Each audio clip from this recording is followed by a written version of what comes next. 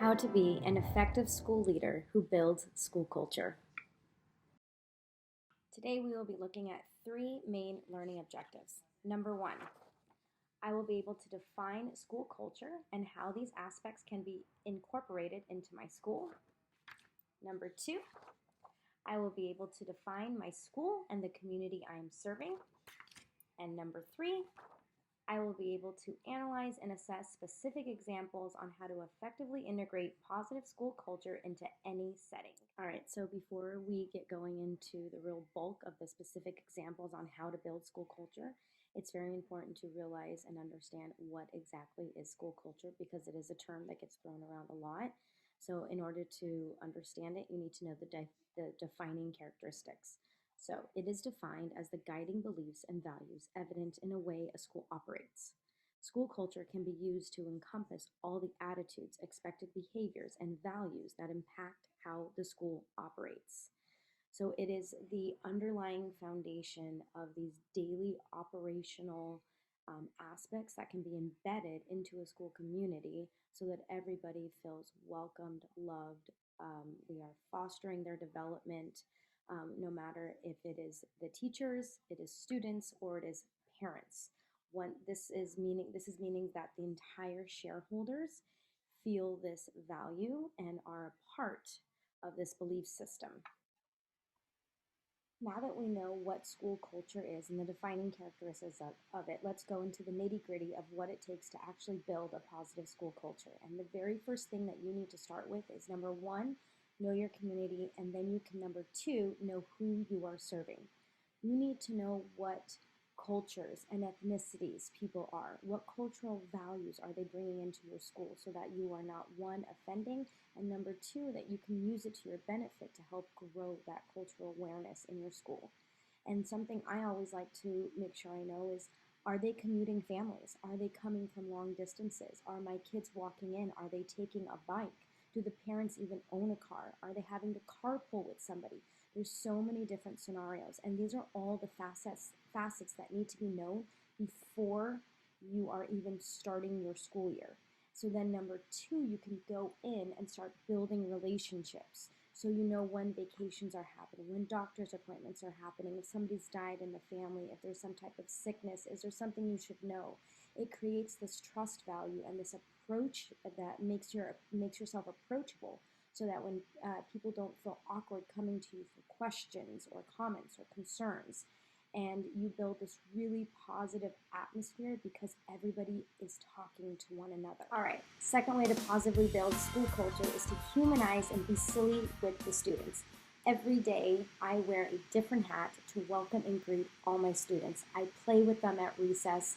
I go in, I crack jokes so they know when it is time to have fun and those boundary lines. And that's the same way I ran my classrooms. So I run the school the exact same way I run the classrooms. So it's okay to be a little bit silly and dance with them and have dance parties in the morning before school starts. There's so many different things that you can do that will humanize yourself for these students because they have to be at school. So we want to make sure that we are doing fun things that want to get them to be at school so that they start to enjoy that school culture, and then they just inevitably begin to enjoy that learning process as well because they know they're being supported. They also know they're in a comfortable and fun environment.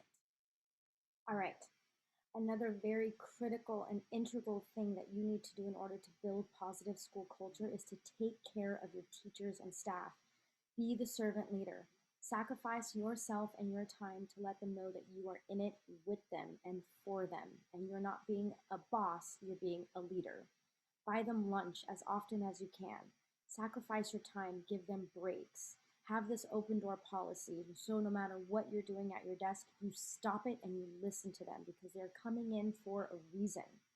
Have staff meetings that are productive rather than just giving announcements. Have professional learning communities. Break off, let's learn together, then let's come back and figure out and share what we learned. I always start every staff meeting with either an icebreaker or a game, and somebody has a chance to win a gift card. It's not going to break my bank, and it makes them happy and joyous. I have morning meetings every day where we pray, we laugh, we giggle, we crack jokes, we set up the tone for the day, we give some little announcements, and then they're off and running to meet their students. I give them time to meet in grade levels. I really think that that time is valuable and they do learn from each other. And you know what? Even if they're just venting, if even it's about me, I'm okay with that because that's therapeutic in itself. Let them wear jeans. Them wearing jeans and tennis shoes every day is not going to affect the way they are teaching or how they are doing their job if they're a staff member. And the last one of this is to buy them monthly gifts. You can find some really cute gifts at either the Target dollar section, the 99-cent store, or the Dollar Tree.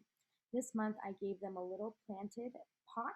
They were $1 each, and I said, "Thank you for helping our school grow."